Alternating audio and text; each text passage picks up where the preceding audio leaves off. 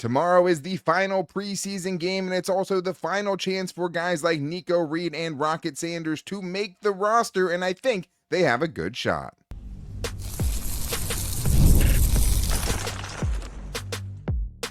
You are Locked On Chargers, your daily podcast on the Los Angeles Chargers. Part of the Locked On Podcast Network, your team every day.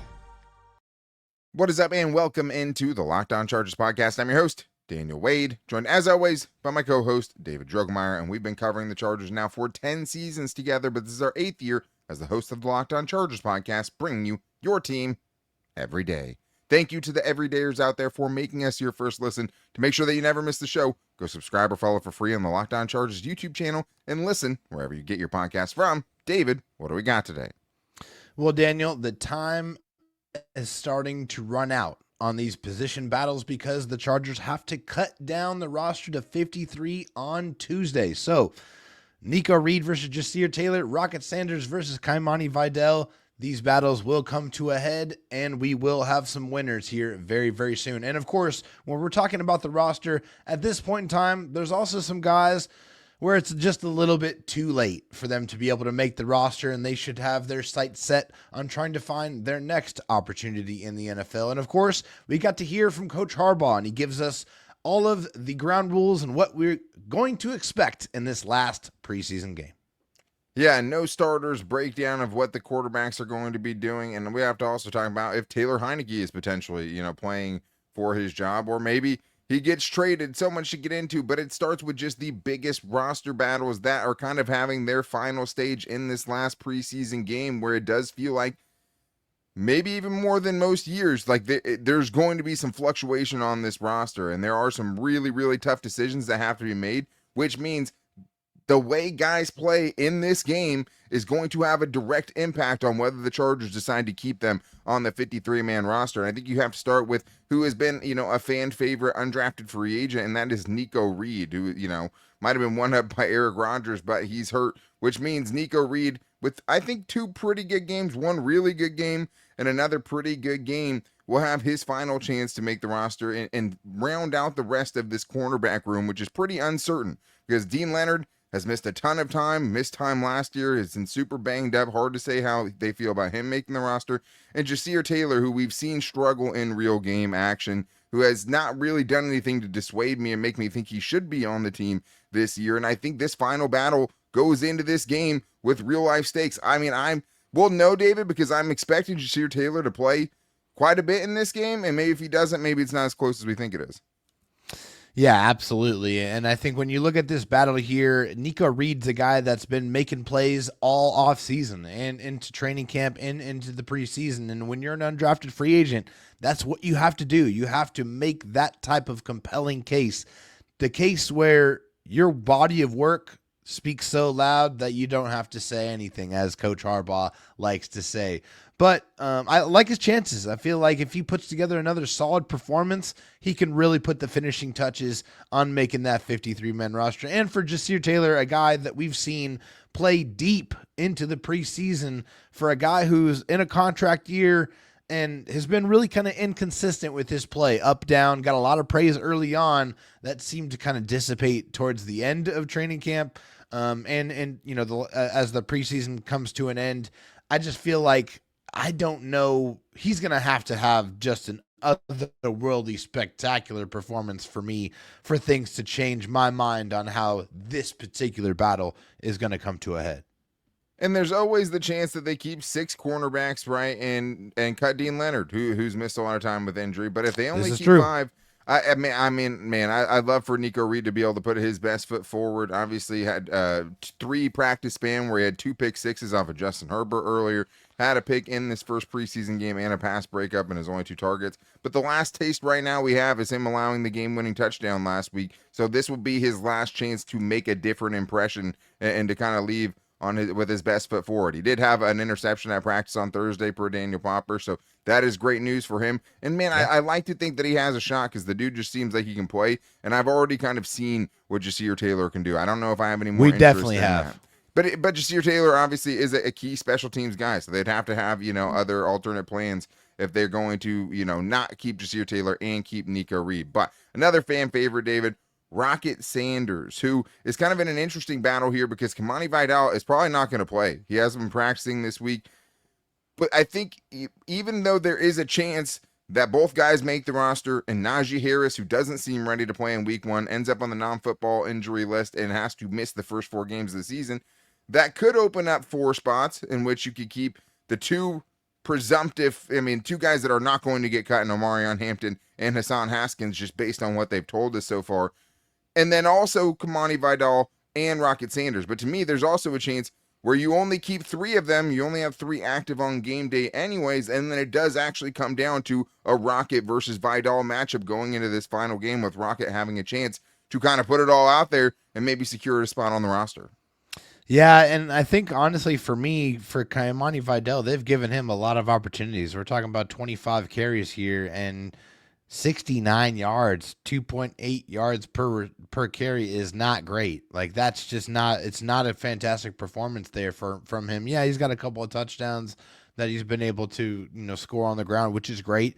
But I feel like when we're just looking at both of these type of running backs and the style and the size of the running back that I really truly believe that the Chargers and Greg Roman want to have, it just makes me lean more towards a Rocket Sanders who, hey, at 3.5 yards per attempt is not too much better, but it is a little bit better than that 2.8. And he's also, found the end zone a few times. And I've been impressed with his ability to really show some burst and access the outside part of the football field. That's not something I was really expecting from a man his size. Like, that's really, really good stuff from him. So I feel like Rocket Sanders has that opportunity here. If he goes out there and balls out and has a really strong performance, it could definitely be the difference between him and Kimani Vidal making the roster.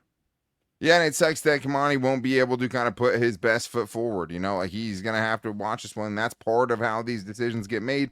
And hopefully they think of, Rocket in that way and, actually are giving him a real chance at it. But I do think you just see the size speed combo from him, and not just that, but also just the ability to set his blocks up, right? Like, his best runs have come on situations where it doesn't seem like there's a lot available. Like, his best runs didn't come through giant wide open holes. His best runs came from him, trying it up the middle, sucking up the safeties, and then bouncing it to the outside to find chunk plays. And I do commiserate with both of these guys because the backup offensive line, the run blocking there has been almost unwatchable. Yeah, Neither one really of these bad. guys. It's what we worried about with the receivers and the quarterback, right? And Easton Yeah. Stick last year and Luis Perez and all these guys, where it's like you're not giving them a chance. Like, the backup offensive line hasn't really given these running backs a chance. So they could keep all 4, but it does feel like there's a very good chance it could be between these 2 guys. And Rocket is going to have kind of the last laugh as far as a chance to get a bunch of carries in this game. It feels like maybe no Jarrett Patterson. He's been out for a while. We're talking about, obviously, no Kimani Vidal at this point. And if Kimani Vidal, if they try to push him into this game, that might even be a worse sign for him if they want to be able to kind of let him play this final game. But the last one I want to bring up here is kind of, is he on the bubble conversation? And that is Branson Taylor, the Chargers' 6th round pick, who hasn't played well, but is obviously trying to play a new position. David, do you think he's on the bubble going into this one? I don't, because they just put him through the ringer, right? They drafted him late in the 6th round and then immediately wanted to change him from a tackle to a guard, which we've seen quite a lot, so, and a lot of the times just seems like, I don't know how many successful transitions we've been able to see, at least with the Chargers. It just has happened a lot. And so for him having to, switch from guard, and then, by the way, at the end, they're like, oh, well, we don't think that's going to work out. We're going to put you back at tackle. To be thinking about at this point in time, separating from a 6th round pick, I just think it's way too early to be thinking about that. You got to give him some time. You got to be, if you're going to develop him, at least allow him some time to actually develop. Totally, and I think that it's important to note that he really is the only developmental guy on the roster right now, and that's what I think probably saves him. Zion, Jamari Sawyer, Trey Pipkins, and Andre James, all free agents next year. Who else do you have on the interior besides Bradley Bozeman and Mekhi Becton? So that, I think, plays in his favor, but it's also hard to use a roster spot on somebody who you can't play out there and you can't trust out there. So if he goes out there and gets embarrassed at tackle, which was his, given position in his time in college, and also it shows, you've seen so far that it doesn't look like he can play guard, even if it's a small amount of time he's had to do it. these tough roster decisions have to get made. And I think the scary thing for him is he might make the initial cut, but if they go and pick somebody up off the waiver wire, if they want to add more to the offensive line, like we all want them to, that is going to be a prime position for them to have to take or to use on that. So all things to keep in mind. I don't think it's 100% certain that he makes the roster, though, at this point, as a 6th-round pick, a late 6th-round pick, like you said. I mean, he was the first of their 2 6th-round picks, but either way, he's the only developmental guy, yet he's been pretty rough to watch. So hopefully he can have a better showing in this final game. But we still have more guys to get into, including the battle for that 5th edge rusher spot if they keep one between Tremont Morris-Brash and Caleb Murphy, and the guys who probably don't have a shot at this point, and more on today's Locked On Chargers podcast. This episode is presented by Yahoo Fantasy. It's the best time of the year. NFL kickoff is almost here, and that means fantasy football season is back in full swing. And this year, Yahoo Fantasy is turning things up with a fantasy football experience like never before. This year, me, David, and the Locked On Chargers podcast are playing on Yahoo Fantasy, and you should too, whether it's your first time or you're a veteran making your millionth league. It's the site that me and all my friends have switched over to, and I've loved it. I mean, I'm a guy who wakes up at the last second and has to set my lineup and doesn't have a ton of time for research, and they make it very easy. And to celebrate 28 years of fantasy football greatness, Yahoo Fantasy is dropping 28 big new features over 28 days throughout August. To kick it off, they just dropped Yahoo Fantasy Guillotine Leagues, a killer new way to play fantasy football on Yahoo, where the lowest scoring team gets eliminated each week and until there's one team left standing. With the season around the corner, now's the time to get your league together and give this new mode a try. If you're more into the classics, you can still play in head-to-head private leagues or join a public league. Stay tuned for more killer announcements and start playing Yahoo Fantasy Football now at yahoofantasy.com/LockedOnNFL. David, let's get into some more kind of roster battles that are heading into the final game here, because it does feel like there are guys that are all competing for a spot that we think the Chargers will keep, right? The Chargers will keep 3 or 4 running backs. These guys will be on, have a chance there. Same with the cornerback room. And the edge rusher room, more than likely, right? And it feels like these guys have a shot because of the lack of production from Kyle Kennard, right? This is why this becomes a battle between Caleb Murphy and Tremont Morris-Brash. And I know guys like Daniel Popper, who's super LinkedIn, right, points out that Caleb Murphy is the first team special teams unit on punt and things that sometimes indicate who is going to make the final roster. At the same time, Tremont Morris-Brash, has 5 more pressures than he does during this preseason.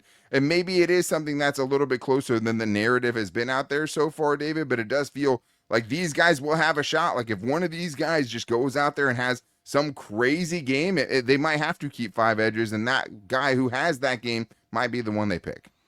Yeah, I think this might be a situation where whoever is in this spot is making such a case that they are forcing the Chargers to have to find a 5th edge rusher spot, because I don't know right now if they have that spot, right? So I think somebody, between Caleb Murphy and Tremont Morris-Brash have to go out here and have a game-wrecking type of performance to be able to, obviously continue to submit your case, but to solidify your case with the absolute exclamation point, right? That's what you want to do.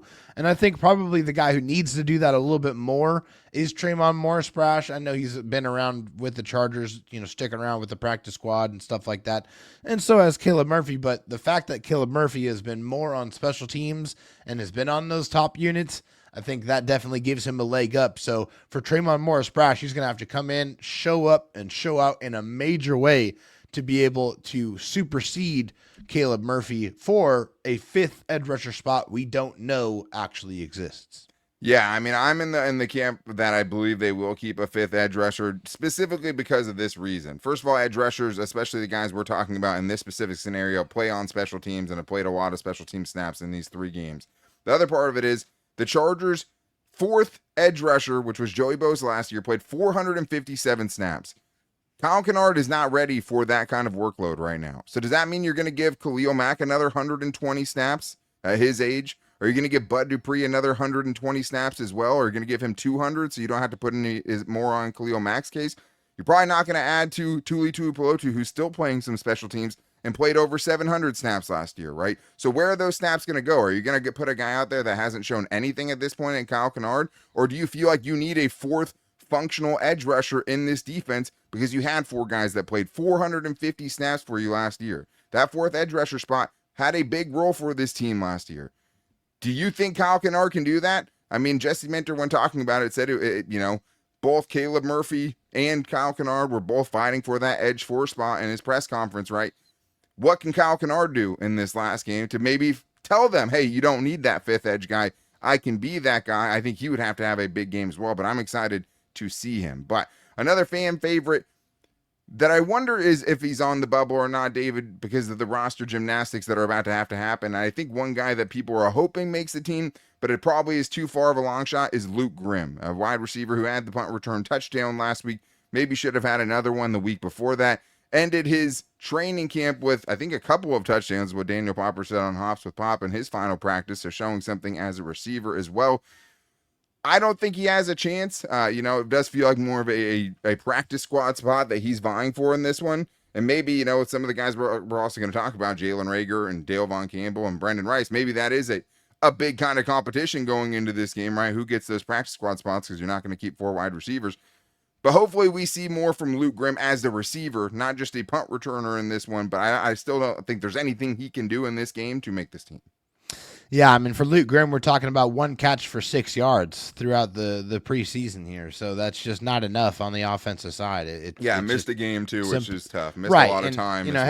That's the other thing. If you're an undrafted free agent, and especially because of what we've seen and how they've kind of handled Darius Davis, to where that's his spot is 100% locked down, secure. I don't think I know there were some, individuals like us were, is his spot 100% ready? Yeah, I think we've always been pretty steadfast. But I think, Darius Davis' spot is safe on this roster. Especially how they've handled it. I see the questioning, it's definitely clear. Darius Davis is the kick returner, punt returner, 1,000%. And a guy I feel like they are excited to figure out more ways to get more involved on offense as well. And so for Luke Grimm, he's going to have to show up and show out because, like I said before, I know they called him Ladd McConkey Light, but in order to be Ladd McConkey Light, you got to go out there and catch a ton of passes because that's what Ladd McConkey does, and that's what he's going to have to do in this game to fight for a practice squad spot. I don't think there is any 53-man roster spot available for him at this time. Well, it's this, as soon as Keenan Allen got signed, it was back to kind of the 6 guys that was going to feel pretty impossible to crack, right? With, the 2 rookies, Trey Harris and Keandre Lambert-Smith, to go along with Ladd McConkey and now Keenan Allen and also Quentin Johnson and the all-pro return man. It just feels like that's too tough to crack.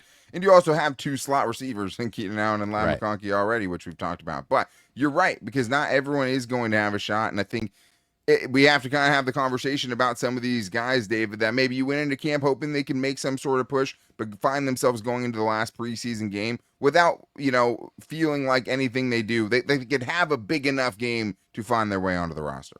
Yeah, I mean, a couple of guys definitely stand out in that kind of realm. And I think the first one is a fan favorite, Brendan Rice. I think for Brendan Rice, we've seen him come into the game pretty much with that last group. And that's kind of shown us. And also when he's been with that group, hasn't really done anything at all with those opportunities. It's just been, an underwhelming performance, unfortunately for him. Also, the Chargers draft pick, Triquez Bridges, been out of position a lot and has gotten burned quite a lot. So I feel like there's no chance he's making the roster. And then another guy I'll throw out there is the guy we all kind of wanted to, and wanted to see put the pads on, show the physicality, but we didn't really see it manifest itself in any kind of game-changing way. And, of course, that's the tight end / fullback Steve O'Cloth. So we just didn't see enough from him. I think all of those guys, the ship has sailed for their chances to make the 53. I would agree with all of those guys. I mean, I feel like as soon as the Chargers put Scott Matlock as kind of the fullback and kind of focus on this, that kind of took that spot away from him potentially making it. I'd say Triquez Bridges, the problem is you've been outplayed by 2 undrafted free agents, and it was already going to be kind of a place where you had to take a Jasir Taylor spot or a Dean Leonard spot going into it. So he was fighting an uphill battle from the get-go, especially as a pick that was almost Mr. Irrelevant, 2 picks before the end of the draft. I also would say, with those other guys, I mean, that wide receiver, I mean, you said Brendan Rice, but also Jalen Reagor, right? Another guy. Jalen Reagor, too. Dale Von Campbell, another guy. So, all those guys. But with Brendan Rice, man, you see him doing interviews and stuff, and you wouldn't know that he's, probably not going to make the team by his attitude.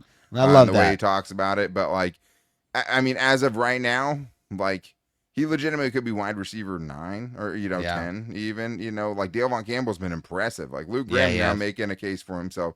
Jalen Reagor, we know that they love, and that's not even talking about the 6 guys that we feel like are making the team at this point. So another guy I'd throw in there, Marlowe Wax, another fan favorite who's played really well. He really has. Like his only chance would be Junior Colson getting put on IR to start the season, right? And then maybe, because I feel like Delshon Phillips is coming back as a special team ace, is going to be one of those spots. Practice squad lock, though, I'd say at the moment. And then another kind of cool story, Naheem Miller-Hines. I feel like the road ends here. The one thing he kind of brought to the table as, just besides being a veteran and also showed, some pass protection and stuff like that, but was also the fact that he could be a return man if you needed him to get more out of that 4th running back spot. And he muffed 2 punts in the same game, which is really brutal. And also basically a death sentence. Yeah, muffed a punt at practice too one of the days. So it's just like, that feels like that kind of wrapped a bow on that one. But probably should get some run in this game as well, along with these other running backs. So it'll be interesting to see what happens, but it does feel like, guys we were wondering about, that kind of the ship has sailed for at this point going into this final preseason game. But how is it going to play out? We know now because Jim Harbaugh told us that no starters will be playing in this game and gave us the quarterback breakdown and what that means for Taylor Heinicke. So we're getting into all that and more on today's Locked On Chargers podcast. This episode is brought to you by BetterHelp. These days, it feels like there's advice for everything: cold plunges, gratitude journals, screen detoxes. But how do you know what actually works for you? With so much information online about mental health and wellness, it can be overwhelming to figure out what's true and what will actually help. That's where talking to a licensed therapist through BetterHelp can make all the difference. You get real personalized guidance instead of just guessing based on something you saw on social media.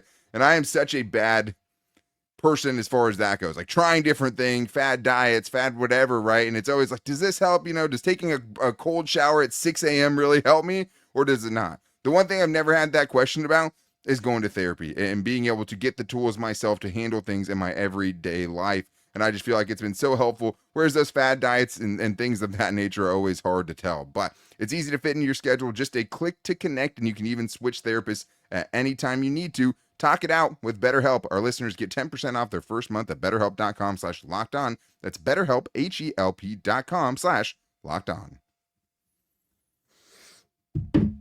David, we still have more to get into here because I do want to talk about Jim Harbaugh's comments in his final press conference before the final preseason game, because I did think it was telling in certain spots, but I also think we went into it just kind of wondering how this game was going to be laid out. I don't think we thought starters would play. I'd be pretty shocked if the starters were going to play in this one. But he did talk about how the quarterback breakdown is going to happen, and I think it's a little bit telling as to how that room might be handled as we head into this final 53-man roster push. But thank you guys, as always, for making us your first listen. We made it through the offseason. We're talking about the final preseason game now, and another great moment to thank you guys for basically making us, at least on YouTube, the biggest Chargers podcast in the entire world based on what we do on a week-to-week basis. Thank you so much. Super cool, and always, we appreciate you guys making us your first listen. If you need a second listen, make sure to check out Locked On Fantasy Football so you guys can own your leagues that you're in this year, with Vinny Iyer and Michelle Madju getting you the latest and getting you the picks that you need to know so you can dominate your friends and have all the bragging rights on YouTube and wherever you get your podcasts from. David, let's talk about Jim Harbaugh, because he did say the starters won't play, but he also broke down exactly kind of how the quarterbacks are going to play and how the game script will be as far as who is going to be playing and when and how long in this game. Yep. So the 2 guys that are kind of vying to be the backup quarterback, Trey Lance and obviously Taylor Heinicke. It's going to be Trey Lance starting the game, getting 1 to 2 series, followed by Taylor Heinicke, who's also going to get 1 to 2 series. And then it's going to be DJ Uiagalelei for the majority of the football game. So probably looking at the top 2 guys for maybe a quarter. We'll see, obviously, with the possessions, but looks like it's going to be the DJU show for most of this game.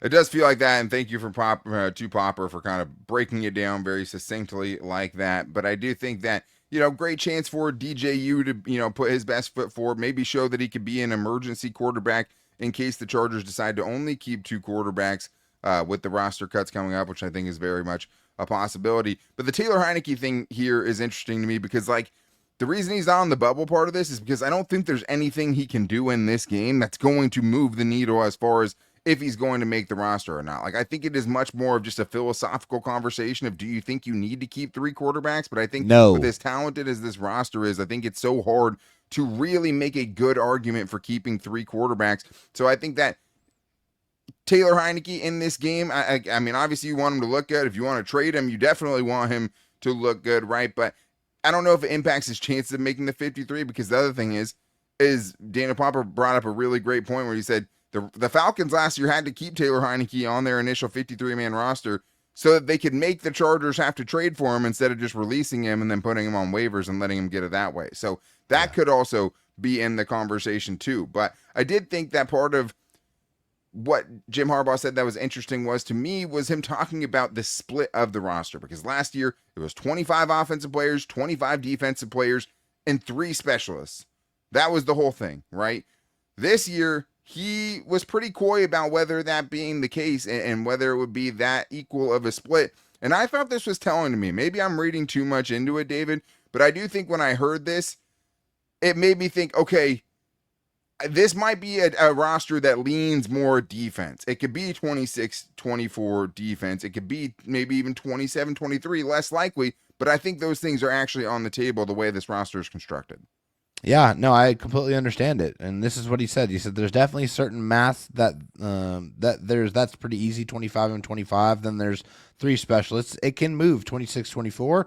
Could even be 27-23. That's about as much as you can go. When you get to 26-24 or 27-23, it's the factors of who's the better player. Like, would you in a draft? So, like, that's like you would in a draft. Like you would in a draft, right? So, yeah, it's definitely interesting. You know, I don't think it's going to be as evenly split as it was last year. There's a lot of difficult decisions, and I think most of those decisions are on the defensive side. So we'll see who's going to be able to, you know, force their way onto that defense, and which spots they're going to have to do and how they're going to have to juggle to make it work. And I think, you know, the other part that gets left out there is Jim Harbaugh also bringing up the special teams aspect of it. And most of your special teams coverage units are going to be defensive players. Like, you do need offensive linemen for the field goal, you know, unit and things of that nature. But for the most part, you're talking about guys who can go and tackle people. You can use offensive players, and they will use offensive players for some of that. But that's where, to me, like a Delshon Phillips feels like if he makes a team, that has to come from somewhere, right? Oh, yeah. You have 6 interior defensive linemen that have all played well, besides Scott Matlock, who you're using as a fullback. And even if we put him just as a fullback, 6 interior defensive linemen where you have to make tough decisions on. Are you cutting Naquan Jones? Are you cutting Tito Obonya, who he's been getting starter reps? Probably not. Jamari Caldwell has been the truth. Tier Tart's not going anywhere. Deshaun Hand has been good. And then what? You're just going to cut Justin Aboigbe after a big kind of leap from year 1 to year 2? Where are those spots going to come from? So I think that him saying, you know, it could be 27-23, it could be 26-24. It just comes down to who the better player is. Just like if you were in a draft, right? You're not saying, hey, do we have to draft offense or defense in the 7th round? It's, hey, who's the best player that actually has a chance to make a roster? That's how you're going to make that decision. But the last thing I want to talk about here, David, is something I know most fans are thinking about, and that is the quote that Jim Harbaugh gave about Joe Ortiz, because he said he loved his roster, David, but you never know what the chef is cooking. That's right. He said, I feel like we have a good roster, but then you also wonder what Chef Ortiz is going to cook up too. And obviously we saw last year, there was a couple of things that, you know, the Chargers and, you know, Joe Ortiz wanted to address, and he went out there and he did it. He went out there and got an Elijah Molden. He went out and got a Taylor Heineke, right? To, you know, make you feel better and solidify some parts of this roster. And couple of those moves were fantastic. I mean, the Elijah Molden move was spectacular. I mean, that turned into them being able to change the way they play defense, and it worked out so well that they ended up signing them to a multi-year contract. So definitely not done. And as we say every single year, the 53-man roster, even when it gets selected, is nowhere near complete until we get to game week. And even then, things can change. Yeah, man, and that's such a good point, because besides the guys you brought up, right, Taylor Heineke obviously traded for Elijah Molden, same thing. They also waived or brought in Hassan Haskins off of waivers, right? This is true. 3 spots on the 53-man roster, 3 guys who made the team that ended up getting waived and, for the most part, signed back onto the practice squad after making the initial 53-man roster, including Tony Jefferson, right, who was in that case last year, made the initial roster. It's funny, when we had him on the show, we were actually talking to him like, hey, you made the team last year. He's like, did I? It's like, yeah, well, you did, but then, like, you immediately got waived. Yeah, they bounced him around like a ping pong Man, ball. Tony Jefferson should not play in this game. I'll just throw that out there, dude. Like, that dude has done plenty. He is a vested veteran, in every sense. To me, no reason to see Tony Jefferson. And he showed that he has it. Like, he's what else? in shape. There's nothing else he could show you in the preseason, dude. He's gonna dominate the preseason like he's done in all 3 of the games so far this year. Because he's too good to be playing in the preseason. But we all know this. We all know this. I mean, I just think that, like, if Tony Jefferson doesn't have a spot on your roster, what was the point in bringing him back? Because I just don't know what he could have done to show you. Yes, R.J. Mickens has played great, and I think he also makes the team, which is why you have to start making some of those decisions. Maybe 3 running backs, 2 quarterbacks, an offensive lineman here or there on the offense, because you have to keep 5 dudes at safety, especially because R.J. Mickens is the future. Earned it. R.J. Mickens is the future. Tony Jefferson can help you now. And hopefully, Alohi Gilman getting shook up, especially as a guy who's been injured, and was injured last year and had a stint on IR, puts into perspective, hey, you have a guy in Tony Jefferson. That's how animated I am about it. You have a guy in Tony Jefferson that you can go in and feel like isn't going to be a huge drop-off from an instinct standpoint, from a being where he's supposed to be standpoint, and just out flat making plays, dude. That's what he's done, right? But DJ Chark was on the initial roster last year. Jarrett Patterson was on the initial roster last year. So we all want Joe Ortiz to go out there and make some moves and find some ways to tweak and improve this roster.